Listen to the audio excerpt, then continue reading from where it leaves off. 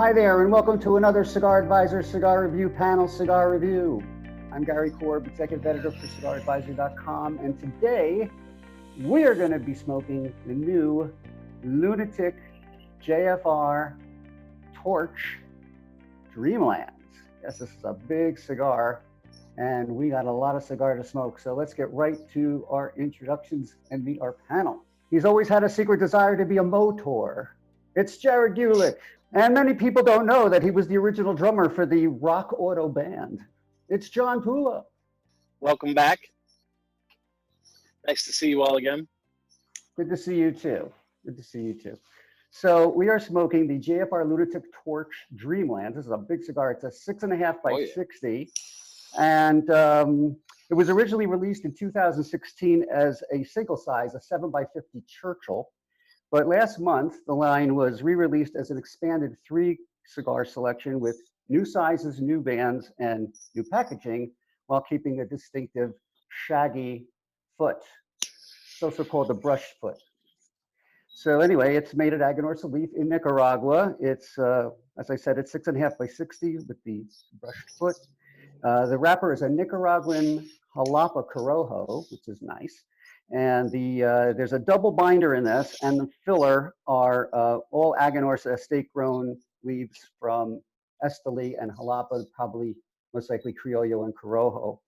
And it's rolled in 3 sizes. It's there's also the Visionaries, which is a 6.5 by 52, the Mad Folk, which is that little shorty one, the 4 3/4, but it's 70 ring, and of course we're smoking the Dreamlands, the 6.5 by 60, which is presented in a box of 10 cigars. They're all presented in boxes of 10 cigars. And the Dreamlands price at famous-smoke.com is about $10.50 for this big mama here.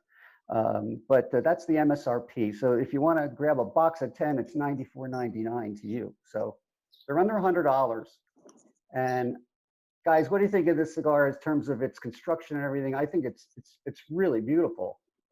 It's got some nice, no soft spots. The cap is gorgeous. I can't tell if it's entubado rolled or book rolled. Yeah, well, Gary, one of the things that caught my attention first was less about what's on the inside and more about what's on the outside. Okay. And appearance-wise, this chocolatey brown wrapper and this nice bit of oiliness, a little bit of visible veins and stuff like that. Yeah. Just this oily. I mean, this was a gorgeous-looking wrapper leaf, and I know. it's just that chocolate angle. Was kind of a teaser, I think, of some things to come when we get to talking about taste. Yeah, and I noticed on my base sample that I smoked yesterday, it was a little more veiny, but it was rolled so seamlessly. I couldn't even find the direction it was rolled in. It's really well done. It's very well rolled. I actually like that. There's a little bit of reddish hue to it, tiny bit, like a little tiny bit of red in it, and it's just a really nice, consistent color, and. I love that. I'll tell you this much. Sometimes I struggle with larger ring gauge cigars on the draw, and this has not given me any type of resistance. Oh, the draw is perfect. I was going to say, I'll concur with you guys. I'm 2 for 2. I smoked the first one the other day. I'm smoking this one now. The draw has been like spot on. Yeah. Well, let's light this baby up. Jared, tell us a little bit about the shaggy foot or the brush foot, whatever you want to call it. What's up with that? Yeah, both are correct. I'm a little bit past it. So I think with the smaller sizes, you get a little bit more. So if you really want to see a large transition, you might want to go for a smaller size than this. But the purpose of a shaggy foot, what it does is it exposes the binder and the filler tobaccos so that you can actually get an idea of what they taste like beyond the wrapper. So what happens then is then the flame will catch up to, or the burn line, I should say, will catch up to the wrapper, and then they'll all burn in sync and in harmony, and then you'll get to taste the full cigar. And it's kind of cool, if you've ever gone to one of those Aganorsa experiences, they kind of do that for you in real time with the different components. but this allows you to do that anytime you want without having to score the wrapper or do any of those tricks that we've talked about before, but it's already done for you. Well, it lights up real fast, that's for sure. It does, yeah. If a double binder, it's going to go, whoo. I'll tell you, sometimes, yeah, especially like if you're smoking outside and it's a little windy or something, you might end up getting a couple ashes blowing your way. You got to be a little careful and light them gingerly, But I'm getting pretty much what I got yesterday. It kind of starts out, you're not, well, this one's pretty close to the wrapper, so I'm almost there. But it was kind of earthy and peppery and a little bit woody until the wrapper came into play. And then it just kind of smoothed right out. You noticed it right away. How about you, John? I'm going to give you 3 bells, my friend, because those are the exact 3 same tasting notes that I got too. It was earthy to start.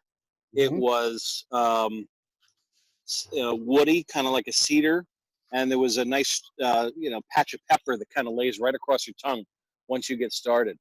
And, what's interesting is as I'm taking some of these notes here, there's some spice. The smoke is real thick too. I mean, you notice the smoke has a good amount of body. I mean, I don't know if it was because I took a real big deep puff when I had, one of these the other day, but I mean, it was just like overwhelming everything. It's just like this huge rip of smoke. And it's a seriously full bodied, full volume kind of smoke too, that gets up in every part of everything that does the job of tasting, this hits. It's like hot boxing a cigar, even if you're outside, Oh, it was to the point where it was like overwhelming almost. And I was like, whoa. And I mean, it was an eye opener, once you got started, and it's got all those nice, rich Nicaraguan type flavors, but it wasn't like a super power, like, knock you out kind of spice or knock you out kind of pepper. It was, it just kind of came on in a big, think tsunami kind of style instead of like lightning bolt kind of style. Right. Oh, I agree. Go ahead, Gary. Yeah. No, I agree. So far, we're all in sync. Jared, I don't know how far are you in, because what I call this the ugly duckling. You see, it's really ugly right now. And then once now see Jared's ash. Yeah, it's burning pretty nice. And I haven't knocked anything off, so this is burning pretty nice. Into a nice, beautiful burn, nice, beautiful, even burn. Yeah, and, it's burning evenly. And just to kind of echo and reverberate what you said, Gary, I agree with you that it really smooths out and pretty quickly. It does it pretty quickly for me. I actually noted when I was writing up my my contribution to this review that I was actually surprised at how, I don't want to say this is mellow because it's not a mellow cigar, but how mellow it is comparatively to a lot of their different portfolios. Yeah, I mean, it's funny you said the word mellow, because it's not a mellow cigar. It's not full. It's not full. I found it to be mostly medium. Yeah. But it does have a certain quality, like a mellow quality in terms of its smoothness. I mean, I even described it as like a buttercream almost. It's just so creamy. Yeah, butter for me comes a little bit later, but I agree. Yeah, it's we're all in the same ballpark for sure. Yeah, I mean, I'm not there yet, but maybe I'm getting ahead of the game a little bit. But anyway, it's just turned out really nice. I don't usually smoke 60 rings either. I mean, no, me either. It's one of the few I definitely would go back to. It's funny that you mentioned the 60 ring too, because I think that might be the culprit of why it's smoking smoother and why it's smoking with a little bit less ferocity than most of what we smoke from Aganorsa, because like you said, we're not picking up 60 rings most of the time, and they tend to be a little bit more mellower than their smaller ring gauge compatriots, Well, I was going to say, I think the size helps. You notice that transition from the binder filler into the wrapper when it all comes together. Maybe I'm just imagining that, but I did notice it distinctively more than I do on other cigars I've had with the exposed filler and binder or whatever. But so at what point do you guys get to the sweet part? Well, so sweet right now. Like the buttery sweetness, like he was talking about. Well, is that what you're describing? Because mine kind of had more of a it was a sweetness that was kind of around the edges. So we were talking about the earth, we were talking about the cedar, we were talking about the pepper, but then it kind of blossoms into this like sweet around the edges, like caramely sweet, molasses, but not quite as bitter. Right. Okay, so what point does that happen? For me, it's about almost dead center, halfway. Oh no, I got it before that. How about you, John? Okay, I was gonna say I'm about a half an inch in so far, so we're stacking some dimes here, but the it's probably about another half inch or so where this thing ramps up all the sweetness that it really starts taking on a very well-rounded kind of taste, sensation, kind of character, and that sweetness against, especially that woody, earthy kind of sensation that you're used to from Aganorsa, especially, talk about a full, full spectrum here. So it comes on that quick for you? Mm-hmm. See, well, for me, it was almost dead center, but that was my first one. And, obviously I haven't gotten to the point you're talking about. Well, the interesting thing about this is, for me, that sweetness starts to trail off by the halfway point. And from there on, this is what I was sensing. So we're coming into this stretch of nice, I'll call it caramely sweetness, right? And then it burns through that for probably another inch and a half or so, which is, on a 60 ring of this size is another 45 minutes for, whatever. And by the time it reaches that point, then the sweetness starts to kind of do this, and then it's replaced by all that earthiness, all that wood, and it's like kind of like a well-seasoned, almost barn kind of cedar mix, kind of, and the aroma is great. What was really funny is, and if there's something interesting about it, what really caught my eye is I was smoking this outside, and my wife says to me, says, "That smells really nice. What is it?" And I said, "Well, something new. I'm trying it. Never had it before." And she says, "What is it?" And I said, "It's the JFR Lunatic Torch." And she says, "That's a dumb name, but it's a good cigar." So that's what the crowd on standby has to say. It's got a nice aroma. It smells nice, and I like how as we're talking about the first half, how that tastes. So we're all on the up on as far as it goes so far. Yeah. Yeah, I mean, I'm looking at my. Go ahead. Did you want to say something? No, go.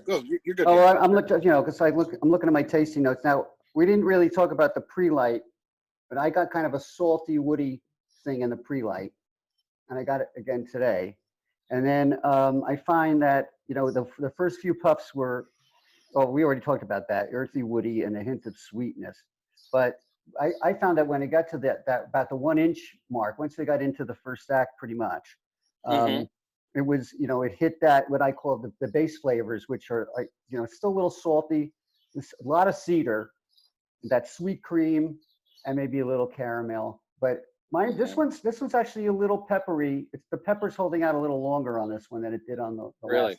Yeah, just a little bit. I found that pepper just to kind of be, just below the radar the entire time, and occasionally pop itself up. Every once in a while make itself known, but it's there. I just think the other flavors kind of take the, so much of the spotlight that the peppers just becomes an afterthought at that point. And unless you really, set your mind and your taste buds on trying to pick it out of the mix. Anybody retrohale this? I did. Yeah. The retrohale is almost like herbal, like tea, maybe. It's got some like lightly spicy, but it's almost like this sweet herbal thing going on. Like, and the closest thing I can get to that is probably tea. I'm not much of an herbs guy, Yeah, but, it's funny you wrote that down. I got hints of tea, a few other exotic spices that I couldn't put my finger on, as far as what kind of tea it was. Yeah, it's kind of like that cool, crisp, not a burn, but just kind of it's got that tea kind of sensation. And but in the retro, the spice I found really lingered nice and long, along with that woody taste and that sweetness. If you retrohale in the first part, there's a lot more of that sweetness than in the second half. Well, you know, it's interesting too. Now, I don't want to give anybody the wrong impression. This is not a sweet cap cigar, but you can taste the natural sugar in the leaf on your lips. When you take a puff, you can clearly taste it. And I don't want to say it's like really sweet. It's not like you put sugar in your mouth, but it's like noticeably sweet. And it's like, it's like, oh, I want another puff now. Like, I want to get that. Well, I just retrohaled, and it was quite a shot of pepper right there. So, so you're getting a lot of pepper in it? Well, right now, I mean, maybe I'll do it again a little bit later on. Yeah. But I think this is mostly woody in terms of its character. It's very, to me, I could see on. I think I definitely had wood put down on mine. Yeah. Yeah. The funny thing, in contrast to what you said about I guess I'm in disagreement with everybody today, but in contrast to what you said about starting up, I thought the pre-light was very spicy. Like I tasted all these spices. Like, oh, really? Like okay. Tingled on my lips a little bit.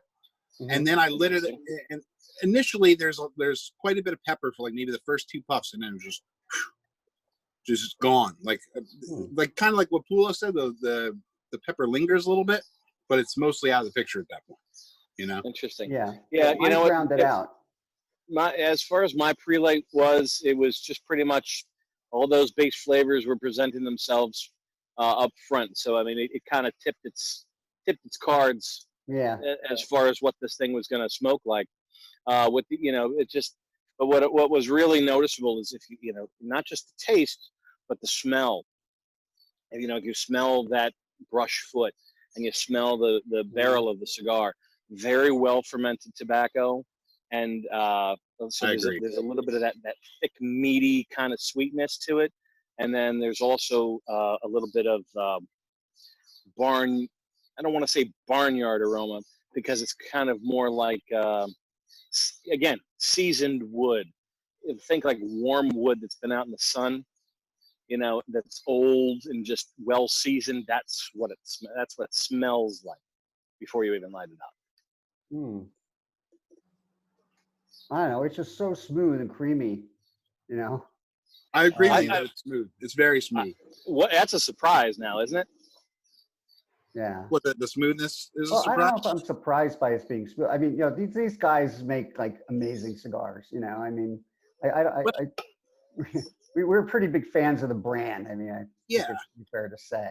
You know. But I'll answer that question, John. I am surprised because this is not a typical profile for an Aganorsa, in my opinion. Really? This is a little bit more dialed back, in my opinion, and I'm impressed when a company can release a cigar that is not, you know, super high on the spectrum in strength, but still maintains a lot of flavor. And this one nails that. So, like, if you're not looking to just get knocked in the head with a baseball bat, you know, in strength, but you want something that you can actually taste and doesn't taste like you're doing diet air, you know, then this is going to be right in that wheelhouse for you.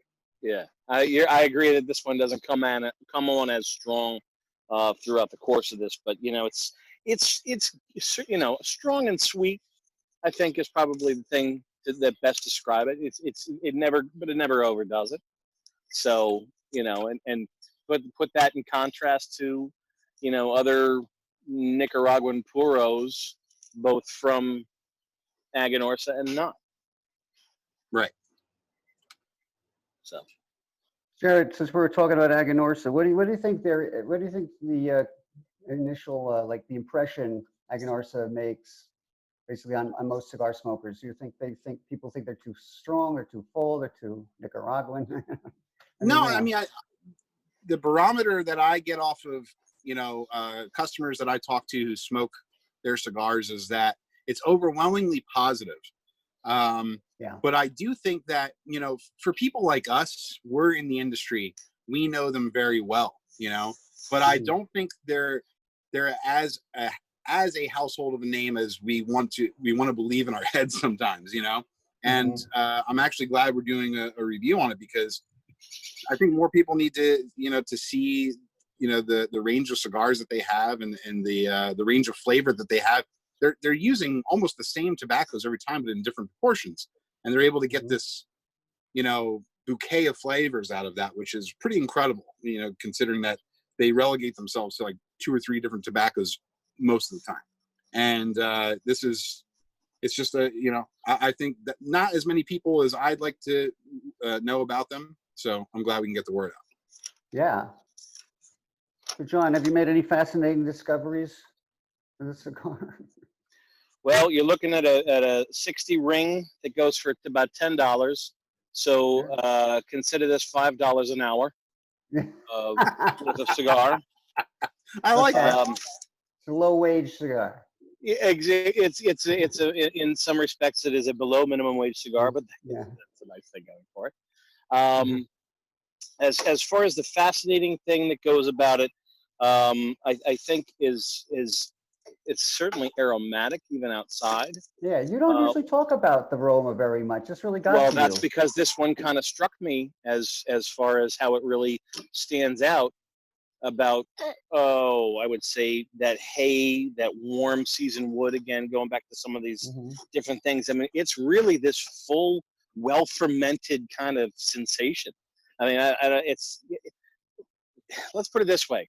You would expect these kind of tastes from a cigar that's been sitting around aging for a while. Oh, okay. That's interesting. Because there's nothing that's rough. There's no edges that are rough here. There are no harsh tastes that come through. There's no heavy nicotine that comes and knocks you out. So, even though this is, let's call it new breed or newer or whatever you want to call it, this just smacks of a cigar whose tobaccos have been sitting around and aging for a while. And it just kind of smokes that way. And that, to me, was unexpected. I would agree. In a lot of ways, you're right. This is like the antithesis of of strong cigars. There's some strength there, but it's not, like I said, it's not that baseball bat to the head. It's not there. Yeah. Well, I found that it was very consistent, pretty much all the way through. I mean, even in the last third. But I guess the most fascinating thing about it for me was that it's kind of like, scooping your mom's cake batter out of the bowl. It was just that good. That had just that nice creamy sweet, everything happening. Just very very good. Nice. Okay. So we've made a fan of Mr. Gary here. That's fine. Yeah. Well, no, I love their stuff. What's interesting, it doesn't say JFR on the label, which is interesting because JFR used to stand for just for retail. Right. And they're not just for retail anymore, of course. You can buy these online. Yeah, they might be walking that back. So I just noticed that now. It's funny. We're calling it the JFR Lunatic, but I think it's really a wonderful, wonderful job they did on this cigar, especially if you're like me, you don't smoke a lot of these wide ring, cigars. I mean, a 60 ring I like more in a box press, but that kind of, pretty comfortable, and it's just really nice.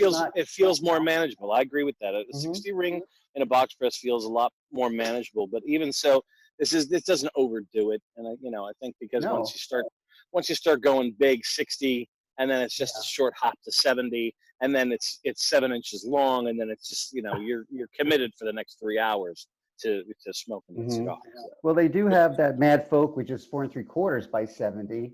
That's interesting. But, that is. I wonder if then you're going to cut right to the chase and get right to that buttery sweetness that you guys are talking about. Maybe it's much faster. I'm telling you, it's so far my second sample is holding up to the first, where I haven't really gotten into the sweet spot yet. So, but it could just, I like as much as I love when we agree, I love when we disagree, because, you go into a smoke shop, you sit down in a lounge and you hang out with your buddies smoking a cigar. And, if you all are smoking the same thing, there's always that like friendly argument in there. Like, no, you're crazy. I'm not getting that. I'm getting this, and I love when, you can talk about the difference of experience, and it just shines the light on how subjective this all is, that it's different for everybody. And that's why you should never judge a cigar based off of anybody, even us, what we say about it, because it's like you always say, Pulo, your mileage may vary. It's not necessarily going to be your experience. You might have a better or worse experience with a cigar than someone else. And, when people have differing opinions, I love that, because it just shows that, you know, everybody has their own unique perspective to take away. Definitely. It's this one was a little more over humidified this morning Okay. when I took it out of the humidor. So I left it out until now, and I'm noticing that this one's probably closer to what Jared was talking about. I haven't gotten I haven't gotten to that sweet cream yet, you know, but it's in there. I mean, it's all well balanced, and that's what I like. You know, it's got to be well balanced, and everything's happening in there. And you know, which reminds me, you know, John, we did an article about golf cigars a few weeks ago, and do you think this Dreamlands would be in the pocket for this You know, golf cigar? I would bring it out on the course by virtue of size. Okay. I know that if I'm going to smoke this is probably going to get me through the better part of 9 holes. So half a round, just because based on size alone, right? And the strength doesn't overdo it either, because, you know, the conventional wisdom is not to smoke overpowering cigars, especially if it's going to be out in the heat, it's humid, it's sunny, whatever the case is. But I would say that less of a golf cigar, this is more of a lounge cigar. Ah, okay. A lounge cigar. Yeah. Okay. So you know how Jared was talking about, you know, you want to sit back and you want to kind of compare flavors with other folks, and you're going to do that. You're going to do that for only a certain amount of time. And, you know, we say this is easily probably a 2-hour cigar if you take your time with it. So you focus on the big flavors up front over the course of your conversation, but then you get to kind of focus on the conversation itself and less on the cigar. And at that point, you can focus on pouring yourself a second drink, maybe even a third, depending on, you know, where you happen to be at that particular day, or even if you're having food or something like that. So, and because once that sweetness that we talked about passes, you have the better part of another hour or so where it's locked in on this cruise control of that woody, earthy, little bit of peppery spice that goes along with it. And those flavors don't really, there's not much to talk about beyond that. So this is great if you want to sit back in the lounge and you just want to BS with everybody who's there. You've already talked about the cigar. Now it's time to talk about everything else that's going on in the world. And you're sitting there with a cigar that's smoking straight, steady, even keel, nice and easy going, and you can focus on the matters at hand less than, you know, having to, you know, divide your attention between your cigar and the conversation. Right. And I'll add one more thing. It's cool. It smokes cool all the way down. Yes. You know, it doesn't really get hot. And if you use those 2 hours wisely, it's just going to be great. Jared, go ahead. You were going to say something. Oh no, I was just saying I agree with that. I'll tell you what, just something that, you know, occurred to me like a minute ago is that all these gnats are flying around me right now. So this must be good, because I think they're trying to get some of the smoke. Yeah, you know, I noticed that bugs are attracted to the cigar smoke. I think to certain insects and stuff, they smell like the smoke smells like flowers. It's probably the sugar. It's probably the sugar. It could be. Yeah. Could be. Yeah. Well, what would you? We talked about being in the lounge and stuff and having a drink. What would you pair with this, John? Well, this is to me a straight up bourbon cigar. Oh, okay. I mean, I'm not so well versed in my bourbons that I would know what specifically to put it with. But, you know, frankly, since the flavor takes such a huge transition, it goes from these big, fat, well-rounded flavors to just settling in on these base flavors of the earth and cedar and that little bit of pepper. Once that sweetness has gone away, you pour a bourbon that's going to add back that sweetness to the mix, and it's going to help counteract, I think, some of that pepper and that bite that's going on there. It's going to, you know, I think it's going to go really well with probably bourbon, and put that sweetness back in there and kind of round out the whole thing once the natural sweetness of the cigar has burned off. How about you, Jared? You're a beer guy. You got a good beer for this? Right now I'm drinking cola with it, right? Okay. And the carbonation in the cola is actually doing what John was talking about that bourbon does. It's taking some of the bite out of the cigar. Not that there's a lot of bite in the cigar, but it's just smoothing it out. It's making it like really super creamy, and it adds some sweetness too. But any light beer, like you're talking about, like Stella or Peroni, or any light beer like that, that's just easy drinking, quick and easy, that's going to be probably a good beer to pair with this, in my opinion. You know, it's funny. When I was talking to Jack Tarano the other day, he likes Diet Coke. Cola is a great pair. I try to limit how much, everybody jokes, oh, Jared and orange soda. I don't have the intake nearly as much as I did on soda, but it's an underrated pairing for cigars, in my opinion. Really underrated. Yeah, well, I'm having coffee, and I think it's great with coffee. I think you could smoke the cigar any time of day. And if you want a big, long cigar in the morning, I'd say this is good. Yeah, almost. But almost. That's rare. But I like I don't know if I would do this I would do it in the morning, but late morning. Yeah. I don't know if I would consider this a candidate for meal replacement, but but I suppose if I had a nice breakfast or at least something, I would. There probably the earliest. Look, knowing me and the things that I do, I would probably consider this for mid-morning or after. Good lunchtime type of thing. But if I think I'm, this would be pretty invigorating for first thing in the morning. I agree. Well, I think I would say I just think it's one of those cigars that, if I was going to ask you, like, well, first of all, let's do a taste check. Jared, what are you getting right now out of yours? Where are you? Right now, it's still pretty woody and earthy for me. But I'm creeping up to the band here, so wow. I'm getting. Oh, we're about the same spot. Yeah, normally about. I'm trying to do this on camera correctly. Normally about here, or I should say on the last sample, about here is where it started transitioning to butter. It was like I started getting that, and I had to take the band off. Really? So it hasn't quite gotten there for me, but I also didn't pair it with cola the first time, so I might have a completely different experience. So interesting. Okay, because when I'm having coffee with it for a change. Last time I didn't have anything with it. I take my coffee a little bit on the sweeter side, black and sweet, and I think it's probably providing a little bit more sweetness for a longer period of time than I was used to before. Okay. But those same base notes are coming through loud and clear, earthy, cedar, a little bit of pepper, especially if it's been a while in between sips of coffee or something like that. I can taste a little bit of that pepper starting to build up on certain, spots in my tongue or whatever. And so they're definitely in there, but I just think that sweetness is hanging on a little bit longer than we might be used to, just because I'm drinking something sweet today. Okay, well, to Jared's point, it's starting to get a little sweeter for me now, so I'm definitely getting to that point. Yeah. I'm two for Jared. Two for Jared. That jalapa loveliness. Did you say it's complex, this cigar?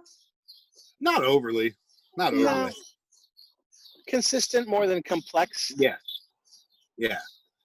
Like when I was writing it up, I said it has 3 distinct acts, but there's so much gray area between them. I can pick out the 3 different parts of the cigar easily. And just to give it away, because I don't know if we're going to get to the end of the cigar, but on this video anyway. But it gets kind of tangy to me toward the end, like a little tangy, and more herbal, like I was getting through the Retrohale. But there's 3 distinct parts, but they're just blended so beautifully together that it just seems more consistent than it really. It seems less complex than it is because of how well it was blended. I'll give you that. So, who would you say the cigar is for? I would actually, I would say that anybody who hasn't tried Aganorsa yet, this would probably be a good, entryway into their blends, because again, it's not as fierce and fiery as in some of their blends. And it's a really good way to get introduced to their flavor. without getting introduced to their strength. No, I pretty much have to agree that. I was also going to say that if you like wider rings, you know, if you like a 60 ring or even the 70, if you want to go that far with it, that, you know, but you like more of you don't want to like a full-bodied Nicaraguan powerhouse. This is probably one of the best selections, you know. Yeah, I'd agree. And at a killer price point too. Killer price point. I mean, it's definitely, you know, it's definitely a $10 cigar. Yeah. I mean, you know, what you're getting your money's worth, I'll tell you that. I mean, according to my notes, what I put here was the cigar is really, I think it's really for everybody. You know, I wouldn't dissuade a beginner from smoking the cigar at all. I'd say if you want to get, like Jared said, if you want to get a taste of what Aganorsa does, but you don't want to have something that's too overpowering, or you know, too much of that Nicaraguan boldness, whatever people call it. You know, I think this is really the way to go. You know what else this is really good for, and it's perfect timing that we're, you know, just about to start it here in a couple of weeks, but this is a great summertime cigar. Just sitting outside and just passing the time with nothing to do other than smoking a cigar. You know, whether you're outside, whether you're on a deck or by a pool, or you know, you're, you know, in quarantine smoking some dogs on the grill or something like that. Whatever you're doing, this is great. A great companion for sitting outside. I smoked this the other day while I was, well, yesterday actually, while I was reading my book. You know, I've really been getting into reading books. You know, there's nothing on television. Can't go anywhere. So I'm telling you, it's just so relaxing to sit back with the cigar and read a book and have something to drink with it and just kind of kick back and lose myself in this novel. You know, so I just think it's wonderful. It's a great escape cigar. It's a great summer cigar. Lounge cigar. I mean, it's pretty much hit on all the check marks for us, hasn't it, guys? I think so. Oh yeah. So, anybody have any final thoughts about the cigar? Well, About the Lunatic Dreamlands? I've got one, and just to kind of piggyback on what I've been talking about, you know, smoking outside. One of the most exciting pieces of news recently was that, you know, our retail store was able to reopen for curbside, and I do believe they have the outside lounge open. So if you're, you know, local to our area, you know, I would say Western New Jersey, Eastern Pennsylvania area, go pick one of these up. Just sit outside, you know, in the lounge area that we have outside of the store, and enjoy this, because this is, for its price point, a lot of benefit for a little bit of money. I agree. Nice. How about you, Dr. John? Well, I would say if for the amount of sweetness in here, you were talking about jalapa, so we'll call this JFR your jalapa honey. But but you know, a couple of things I was scribbling down here as we were talking, and you know, I'll agree with Gary, a 60 ring that's not going to make you sweat for 2 hours with full tilt intensity, which is nice. You know, we talked a little bit before about the sweetness that's lingering on there. I finished my coffee a little while ago. The coffee's gone, so a lot of that sweetness has faded away. So it is very much in the smoke is very influenced by what you're putting with it. So that really makes it open for a lot of experimentation, which is exciting to do. Consistent, nice amount of sweetness. Again, I go back, I call this a lounge cigar because you can put your feet up for 2 hours. And to Jared's point, I agree wholeheartedly. This is the kind of thing where you call it a day a little bit early, say 3, 4 o'clock, right? Pour yourself a nice adult beverage or something, put your feet up, and this is going to take you easily through till having a late dinner. First of all, I just hit the sweet spot. It's just cooking. It's cooking now. Is it buttery? Think, you know, is it buttery? Is it buttery for you? It really is. It's a very, and I say buttery, I mean like it's very creamy, like sweet, sweet cream, and it's got a little bit of caramel in it. I still think it has a little bit of, that's a hint of saltiness too. It's almost like salted caramel in some ways.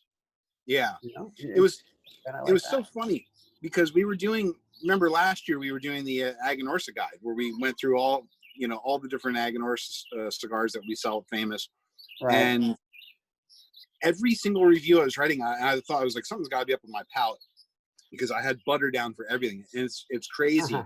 I get butter on every one of their cigars, and it's like you said, it's like salted butter. So I'm not getting like that caramel thing, but I definitely get that salty, buttery kind of flavor. And it's every cigar I've ever had from Aganorsa. Yeah, well, I So, think that's, yeah, I think that speaks to the way they ferment and age their tobaccos. I mean, it's obviously these guys are pros. They're just amazing. Right. And I also think that this is a cigar for those who want to get into the world of 60 ring cigars or bigger. And I said before, this would be a really great start. But even though I rarely smoke 60 ringers, it's Aganorsa just continues to blow me away with everything they make. I love that. That Casa Fernandez Miami that they do, the Aganorsa Miami, great cigar. They're just very, very, very good at what they do, and they take their time. And I just can't say enough about it. John, you have anything else on this before we wrap it up? I've said my piece, and I stand by it. Good smoke, good enjoyable smoke, a nice way to pass 2 hours plus. Nice. All right. Well, I had to throw that back at you, Pulo, because I noticed that every time we do one of these, like we give our final thoughts, and for everybody's, you say nice. Nice. But you're right. It's nice. Yeah, it is. I mean, sitting outside, sun is out, blue skies, under the umbrella. This is the ideal way to finish off your day. If it's just, you've been working around the house, if you've been working from home, if you've been essential and you're just coming home, this is a nice way to just kind of knock it down a couple of notches and relax. And this is an easy 2 hours way to do it. Yeah, it's really great. Absolutely. So if there's nothing else, then I guess we can conclude by saying that you can buy JFR Lunatic Torch cigars at famous-smoke.com. And remember that while you're there, you sign up for their free catalog and you will get some amazing deals. Also, we have a Father's Day guide going on right now, which has some fantastic things that we all put together for you guys. And for more smoking cigar advice and information, remember to visit us at cigaradvisor.com and sign up for our email list. You can also follow Cigar Advisor on Facebook, Twitter, and Instagram. And if you like this video, please like us on YouTube and sign up for notifications and subscribe to the channel. We like that very much. So I want to thank Jared and John for joining us today. Thank you, Gary.